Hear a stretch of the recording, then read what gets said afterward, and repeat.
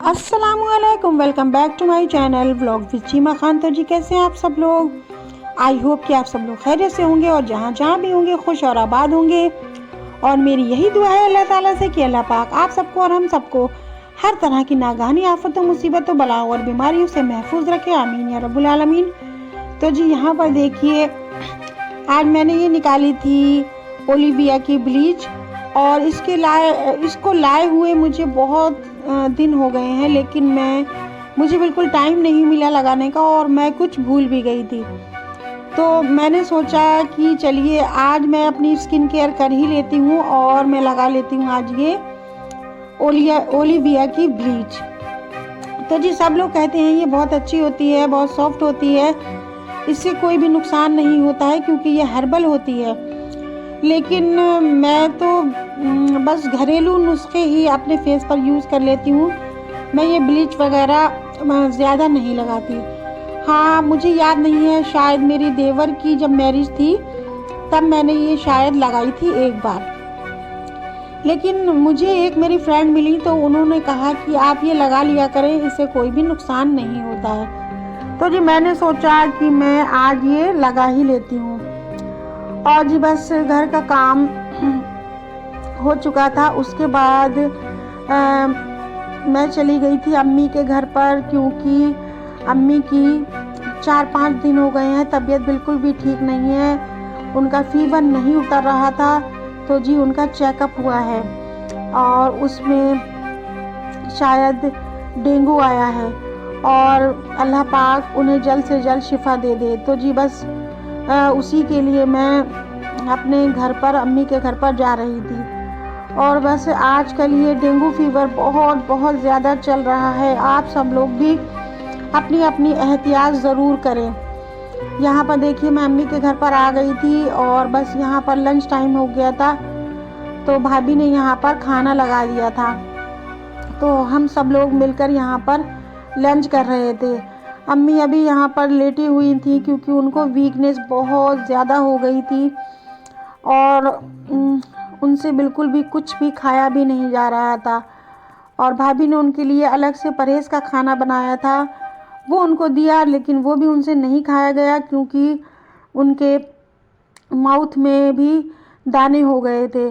तो जी बस बहुत सारी प्रॉब्लम्स चल रही हैं और बस हम लोग यही दुआ कर रहे हैं अल्लाह ताला अम्मी को जल्द से जल्द शिफा दे दे। और देखिए यहाँ पर बैठी है मेरे साथ मेरी ये सबसे छोटी वाली नीस इनायत, ये हमारे साथ बैठी हैं। तो इन्हें अनियन और ये जो क्यूकम्बर है ये बहुत ज़्यादा शौक़ से खाती हैं। खाना तो ये बहुत कम खाती हैं और बिल्कुल कुछ भी ज़्यादा जैसे कि बिस्किट वगैरह भी ये नहीं लेती है, तो ये बहुत ज़्यादा वीक हो रही है। हम लोग बहुत ट्राई करते हैं इसे खिलाने की, बट ये बिल्कुल भी नहीं खाती है। तो जी भाभी ने आज बनाई थी यहाँ पर गोश्त की ये तहरी। तो जी ये बहुत ज़्यादा टेस्टी बनी थी और इसमें आज उन्होंने मेरे कहने पर आलू भी डाले थे। तो जी बहुत ज़्यादा टेस्टी ये बने हुए थे। और बस अब इवनिंग के टाइम में अम्मी के ड्रिप लगेगी तो मैं भी साथ में जाऊंगी। एक तो ये डेंगू फीवर चल रहा है और दूसरी तरफ ये मौसम चेंज हो रहा है, जिसकी वजह से सभी लोगों की तबीयत ख़राब हो रही है। जहाँ भी सुन रहे हैं वहाँ सभी को फीवर की शिकायत है और बस इस फीवर से ही डर लगता है कि कहीं डेंगू फीवर ना हो। तो जी अम्मी का चेकअप हुआ था तो उन्हें भी थोड़ी बहुत डेंगू की शिकायत है। और यहाँ पर देखिए मेरी नीज, जब भी मैं घर पर आती हूँ ये मेरे बालों को लेकर बैठ जाती है और बस आपको मैंने पहले भी बताया था कि ये बस मेरे बालों पर एक्सपेरिमेंट करती रहती हैं और मेरे डिज़ाइन की चोटियाँ बनाने लगती हैं। तो यहाँ पर बस यही मेरे बालों का सत्यानाश कर रही थी, लेकिन क्या करूँ, वो इतने प्यार से कहती है तो बस मुझे चोटी बनवाना पड़ती है। उसके थोड़ी देर बाद जब मुझे कुछ अनकंफर्टेबल महसूस होता है तो मैं बस ये इसकी जो चोटियां हैं वो खोल देती हूँ, लेकिन बस उसका दिल रखने के लिए मैं यहाँ पर बंधवा लेती हूँ। लेकिन एक बात है, इसे प्रैक्टिस कर कर के बहुत अच्छी चोटी बनाना आ गई हैं। अपने बाल भी ये माशाल्लाह बहुत अच्छे से बनाती है। तो बस आजकल ऐसा हो रहा है कि पूरे हॉस्पिटल भरे चल रहे हैं और कहते हैं कि अगर किसी को डेंगू फीवर होता है तो इसमें जो गोट मिल्क होता है वो बहुत ज़्यादा फ़ायदेमंद हो रहता है। और एक फ्रूट होता है कीवी, तो वो भी बहुत बेनिफिशियल होता है। और पपाया भी इसमें बहुत ज़्यादा फ़ायदा देता है। तो जी बस बकरी का जो मिल्क है उसकी कीमतें यहाँ पर बस आसमान छू रही हैं, बहुत ज़्यादा महंगी हो गई हैं क्योंकि डेंगू फीवर चल रहा है। और जिसके घर भी ये दूध अवेलेबल होता है तो वो इतना ज़्यादा कॉस्टली बेचता है कि एक गरीब इंसान को तो लेना यहाँ पर बहुत मुश्किल हो जा रहा है। मेरे हस्बैंड अभी थोड़ा सा बस 1 कप दूध लाए हैं और उनको इतना महंगा दिया है कि मैं आपको बता नहीं सकती। तो जी यहाँ पर देखिए इवनिंग का टाइम, अब मेरी भाभी, छोटी वाली, भाई और मैं आए थे यहाँ पर हॉस्पिटल क्योंकि अम्मी के यहाँ पर ड्रिप लग रही। तो जी यहाँ पर डॉक्टर साहब ने अम्मी के ड्रिप लगवा दी थी और अम्मी के ड्रिप चल रही थी। मैं करीब वहाँ पर 2 घंटे या 1.5 घंटा बैठी होंगी। उसके बाद मेरे हस्बैंड मुझे लेने आ गए थे और अब मैं यहाँ पर खड़ी हूँ मेडिकल स्टोर पर क्योंकि यहाँ से मुझे अपनी भी मेडिसिन लेना थी। तो जी यहाँ पर देखिए मैं जो मेडिसिन लेती हूँ वो उनकी मेडिकल पर अवेलेबल नहीं थी तो वो अपने स्टोर से मंगा रहे थे।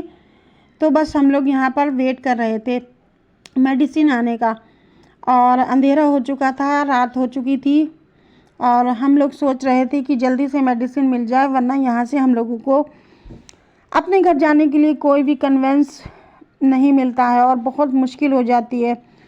और बस थोड़ा बहुत हम लोगों को सामान भी लेना था, ग्रोसरी भी करना थी।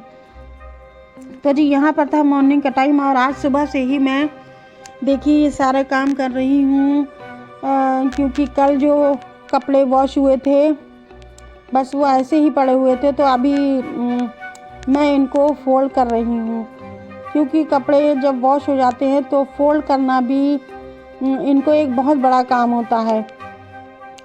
तो जी मैंने सोचा बस मैं इस काम को बस अभी ही कंप्लीट कर लेती हूँ क्योंकि फिर मुझे घर की क्लीनिंग वगैरह में भी बहुत टाइम लग जाता है क्योंकि मैं बस स्लो ही करती हूँ। और अब बस मौसम चेंज हो रहा है, रात को भी काफ़ी यहाँ पर सर्दी हो गई थी। हम लोगों ने पंखा और कूलर दोनों बंद कर दिए थे क्योंकि रात 12 बजे के बाद से ही बस सर्दी सी होना स्टार्ट हो जाती है। और आज सुबह से यहाँ पर बहुत ज़्यादा तेज़ धूप निकली हुई है। वेदर रिपोर्ट में तो दिया था कि 50% हमारे एरिया में बारिश होगी लेकिन ऐसा कुछ नहीं हुआ, बल्कि आज यहाँ पर बहुत ज़्यादा तेज़ धूप निकली हुई है। तो जी बस मैंने जल्दी से अपने थोड़ी बहुत चीज़ें धूप में रख दी ड्राई होने के लिए क्योंकि बारिश की वजह से बहुत ज़्यादा मॉइस्चर आ गया था उन चीज़ों में और फिर वो ख़राब हो जाती हैं। तो जी यहाँ पर बस मेरे कपड़े फोल्ड हो ही गए थे और बस अभी और भी टेरेस पर और भी कपड़े पड़े हैं जो वॉश करके डले हुए हैं। उनको जब वो ड्राई हो जाएंगे शाम को तब मैं उनको फोल्ड करके रख दूँगी। तो बस यहाँ पर मेरे हस्बैंड चले गए थे काम पर और मैं यहाँ पर ये अपने घर के काम कर रही थी। ये देखिए ये है हस्बैंड की छोटी सी अलमीरा क्योंकि हमारी जो बड़ी अलमारी है वो ससुराल में है, इसलिए मेरे हस्बैंड ने अपने लिए ये छोटी सी अलमारी बनाई थी।